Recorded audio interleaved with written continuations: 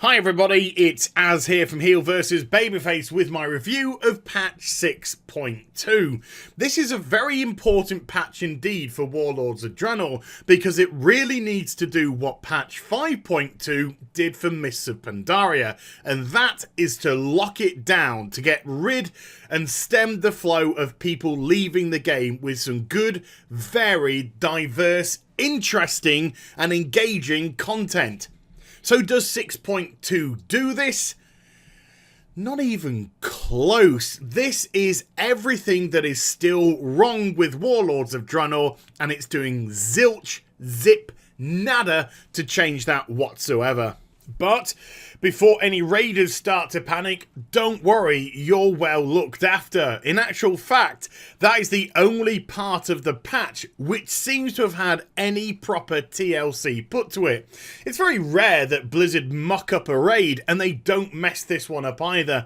Having tried a portion of the bosses in Hellfire Citadel, although I do think they missed a trick and they should have called it Fellfire Citadel, but never mind.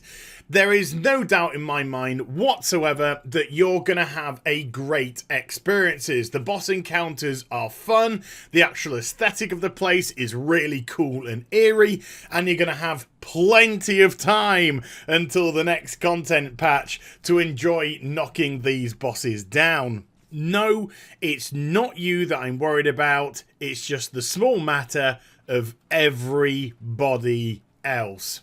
So what is there to do for this portion of the community? Well, patch 6.2 promises to open up with the invasion of Tanaan Jungle. They're Blizzard's words, not mine.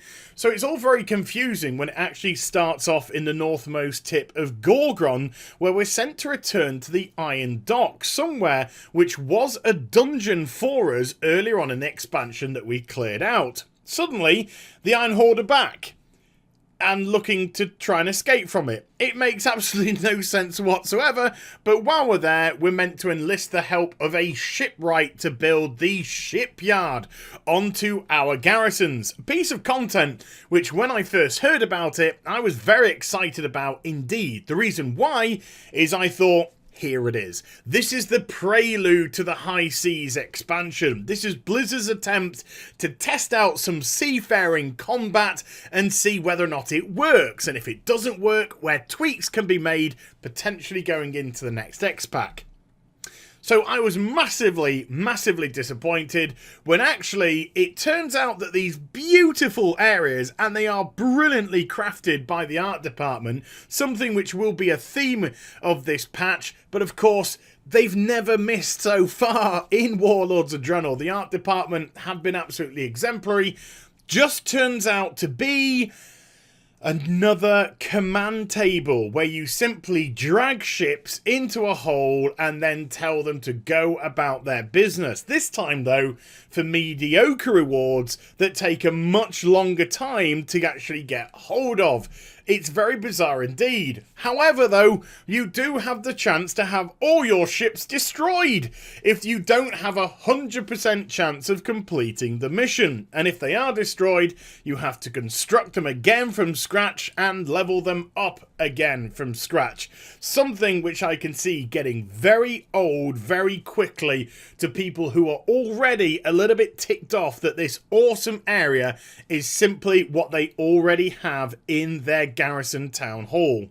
Oh, and by the way, if you want to complete your Legendary Ring storyline, you absolutely must have a garrison shipyard, because 2 of the items required to complete the Legendary quest can only be achieved by sending ships out to get them. Yes, in the Legendary quest line, you don't even have to get your own items, you can simply play a Facebook game with which to achieve them. So while we're talking about the Legendary quest line, we might as well continue, because of the 3 quests that it gave me initially, 2 of them were to be got by the Shipyard, and the 3rd one was to go into Hellfire Citadel and gain 13 tomes with which to hand back in. But during the course of the PTR, Blizzard thought this wasn't enough and decided to up it from 13 to 33, because nothing says you're playing a World of Warcraft expansion now like grinding content over and over again even if it's not much fun for you. That part is irrelevant. And again, this is a huge theme throughout the whole course of patch 6.2. Oh, and since we're on the subject of the Shipyard being compulsory for the Legendary quest line, it's also compulsory for the main quest line as well, because you can't even get the Invasion of Tanaan quest unless you construct a shipyard, build yourself a transport ship, and then send it to the docks at Tanaan for you to start the invasion event. Sorry, did I say invasion event? What I meant to say is walking up a road or mounted up, riding up a road and avoiding a couple of NPCs running after you while you construct your base in about 30 seconds. This is no Invasion of Tanaan jungle at all. It is an absolute damp squib.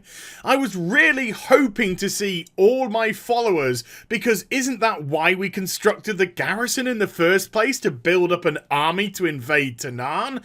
And yet suddenly when we are given that task to achieve, nothing whatsoever remotely attached to our garrison is brought into fruition. We have an opened up gate already and we just drive up it. I wanted to see my followers outside. I wanted to see Stormwind soldiers or soldiers from Orgrimmar outside as well. And I wanted to have some sort of event which then allowed us to smash through the gates and force our way through the Iron Horde, with which then we could set up our bases. This is a really, really dull way to start the expansion, but hey, don't worry, dull is what is absolutely another underlying theme of patch 6.2 as well. So after you have constructed your base, you can then cast your eye out and to Tanaan Jungle and see it for exactly what it is, an amazing looking zone. It is beautiful. As previously mentioned, the art department have not put a foot wrong in this expansion, and they don't start in this patch either. Their work is second to none, and therefore it must be so heartbreaking for them to see the development team come treading all over it with their big size muddy tens and ruin everything. Straight from the 3 brand new factions which are added, which really feel as if they were thought up on a Thursday night at 10 o'clock to be presented to the board at 8 AM the next day, all the way through to the realization that although each of the great looking areas of Tanaan are aesthetically different and yet all flow together, they serve to be nothing more than just Apexis crystal grind zones that are surrounding a raid slap bang in the middle. And that really is it. The diversity of content in Tanaan is zilch. It really is. You have your typical treasures to go and find like you do in your other zones, and yes, there are rare mobs around the place that will drop 650 blue items, which can then be converted into 695 epics if you purchase an item costing 20,000 Apexis crystals, but at the brunt of it, each zone is just an Apexis crystal grind. And that's all Blizzard want you to do in 6.2. In actual fact, one of the reputations, if you want to keep on top of it to get your flying mount, involves you having to do 3 of the Apexis crystal grind zones per day, with 2 of them only offering a combined reputation of 250 rep if you don't have the trading post and you're not a human character and don't benefit from the reputation bonus from them. It is utterly abysmal. It is diabolical, to say the least. It is content that will burn you out and bore you in no time whatsoever. And this is the problem that we have. 6.2 is meant to be the biggie. 6.2 is meant to be the patch which probably takes us through for the next 6 to 8 months or so. And this sort of content is going to be obsolete within a matter of 3 to 4 weeks. At best, I would say. Absolutely at best. And what makes them even more dreary is the fact that there is absolutely no narrative. There is no storyline between any of them. In actual fact, there is no storyline outside of your garrison missions once you get into Tanaan. It really feels as if you are disconnected from all the content that you are doing. Why should I work for the Order of the Awakened? Why should I work for the Hand of the Prophet or for Vol'jin's Headhunters? And why should I bother working for the Saberstalkers, who actually come across as a bunch of genocidal nutjobs? There is no narrative whatsoever in any of these factions to make me give a shit and care. So when I do get some narrative to do in the form of these garrison missions, I was absolutely blown away to discover that there were only six new garrison campaign missions to do, and that is it. One a week for 6 weeks. And even when I completed the final one, without giving you any spoilers here, what I will say is it was such an underwhelming ending to the final part. I was just left scratching my head thinking, wow, have all the ideas absolutely evaporated into thin air? So what else do we have content-wise on offer here if Tanaan Jungle isn't going to give the community what they need? Well, Blizzard have introduced what sounds in theory like a really cool concept called Time Walker Dungeons. This is where a select few Wrath of the Lich King and Burning Crusade dungeons have been brought into the game again, and your character will be scaled down to the level of those dungeons in an effort to be able to relive and have that nostalgic feel to them. And you'll be able to group up with people that are level 71 and every level in between, all the way up to top level as well. So that sounds pretty darn cool. But the practice side of it is absolute dross, because all it is really just a tweaking of numbers here or there. There's nothing really done to your abilities to lock you out of any abilities that you got after level 70, for argument's sake. So you can still use big 100 spells that have just been scaled down damage-wise, which makes all these dungeons absolute face walk nonsense. They don't even provide a smattering of challenge whatsoever. And even with a scaled down character, I'm pretty darn convinced if I get my Void Lord out, I will be able to solo them on day one. In actual fact, I'm convinced that I would be as well. They are absolutely pathetically easy. And they don't even offer any decent rewards either. Not that offering a good reward would compensate for poor content. Another thing we'll get onto later in the video. And even Ian Hazakostas during the latest Q&A session really said, well, it's probably something that your alts might get a benefit out of. Not even something for your main character.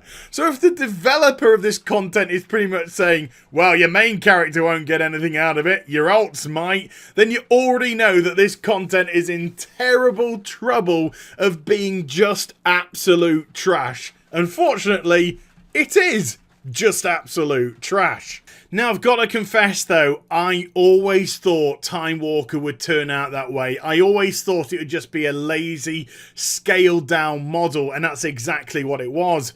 But one thing that I didn't think was going to be poor is when they announced Mythic Dungeons. I thought, awesome, at last, there's going to be some sort of challenging outside of raid content for people that we can get together in groups of 5, go into a dungeon environment and tackle some really tough content without being scaled down like we are in challenge modes.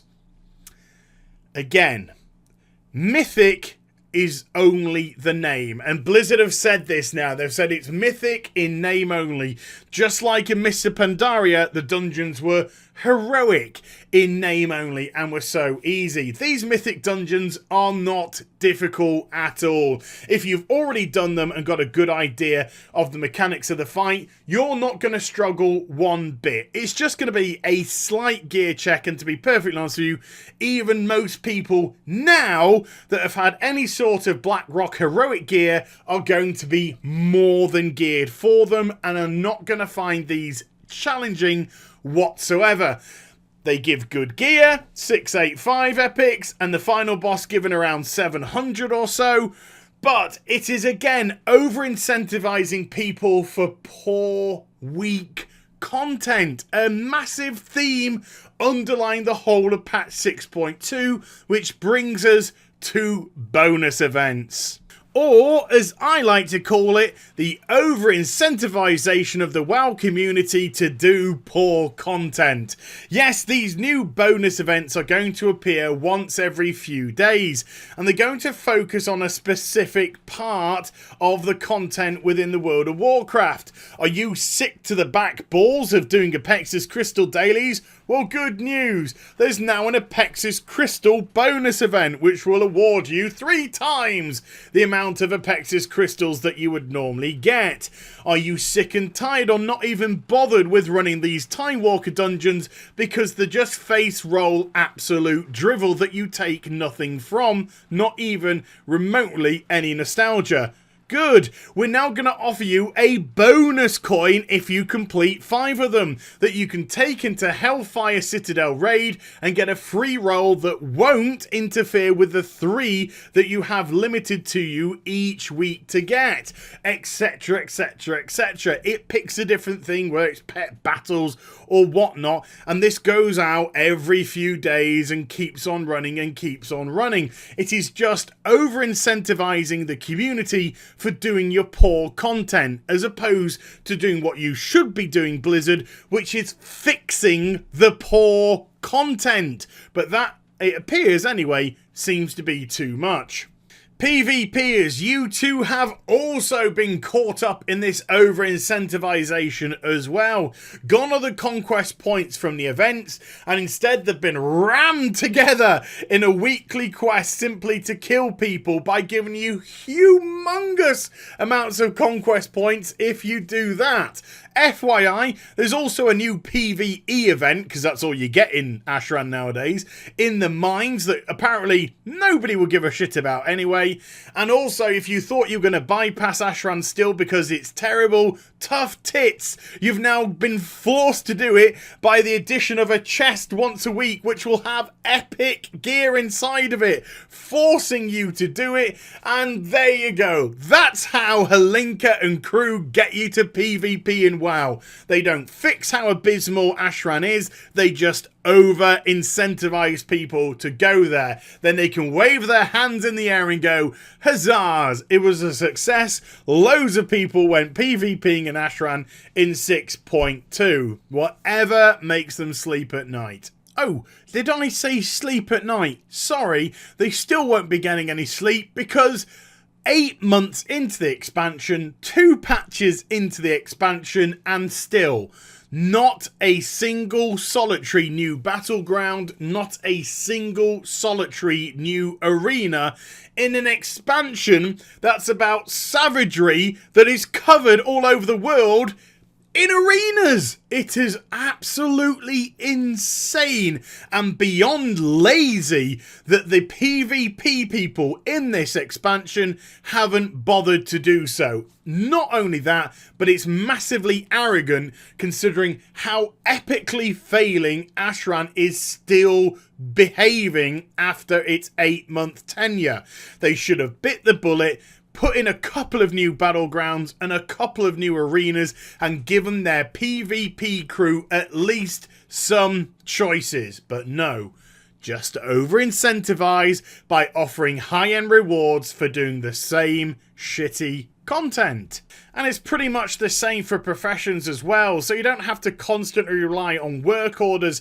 Your own personal daily cooldown will yield much better rewards, but that doesn't fix any of the issues with professions whatsoever. It's just another band-aid to go over the amputation of a leg. It's going to do nothing to stem the flow of blood coming out from that lost limb. And that seems to be an underlying theme of the whole of 6.2. Just seem to be trying to put band-aids on a gaping wound, and it's doing nothing whatsoever. But don't worry, if you are absolutely stuck for content to do, you can now turn towards the brand, inverted commas, new Adventurer's Guide, which is actually the Dungeon Journal. It's just got another page on the front which says, hey, would you like to do some skirmishes? No. Okay, well, we're going to flash up every time you go into a new zone and annoy the crap out of you till you do something that we want, which is pretty much what the Dungeon Journal does. So if I've got to mark 6.2 out of 10, it gets no more whatsoever than a 5. It's mediocre at best, and I really mean at best. I think I'm feeling a little bit generous today to even give it that much. But it scores 5 for its great raiding content, and it is going to be great raiding content. It's going to provide great challenge. It's a very nice aesthetic. There's plenty of bosses to do, and raiders are going to have their heart's content with this one. It's just a shame people that don't raid aren't going to have anything to do. And also getting marked up for the aesthetic, because the art department really need to know that the work that they're doing is fantastic, and I'm just so sorry that it's getting lost in all this crap that the developers are putting on top of it. But you guys have absolutely made sure that Warlords of Draenor has looked the best World of Warcraft expansion there has ever been, and thank you so much indeed for that. But it loses all the other marks because the rest of the content is pathetic, it's rushed, it's boring, it's dismal, it's got no heart, it's got no imagination, it's grindy, and it's not going to be sufficient at all. It feels so lazy, it's beyond, and there are absolutely nothing in the contents here that make me feel as if Warlords of Draenor is going to get any better. And in actual fact, a couple of months ago when the Blizzard token was announced, I thought sub numbers might go back up after this quarter, which ends at the end of June. I've got a sneaky suspicion that if they do, the next quarter after that, there's going to be a hefty plunge again, because there is nothing here whatsoever which is going to hold people's attention for more than 3 to 4 weeks at the absolute top end if you're not a raider. There are so many alternatives on the marketplace out there, with the brand new expansion coming out with Guild Wars 2, with Heaven's Ward for Final Fantasy XIV also coming out tomorrow, with the brand new Batman game being released tomorrow. You might as well do something like that, and you would get much more enjoyment out of it if you're unsubscribed. But if you are currently subscribed, just try to have as much fun as you possibly can. Just please be aware it will end a lot sooner than you hope, and I'm so sorry about that. But I hope you enjoyed the vid. If you did, do give it a thumbs up and also subscribe to the channel. Follow me on social media and Twitch for live streaming. Those links are in the description down below, and I'll be back with some more stuff very soon. You take care, everybody. Bye-bye.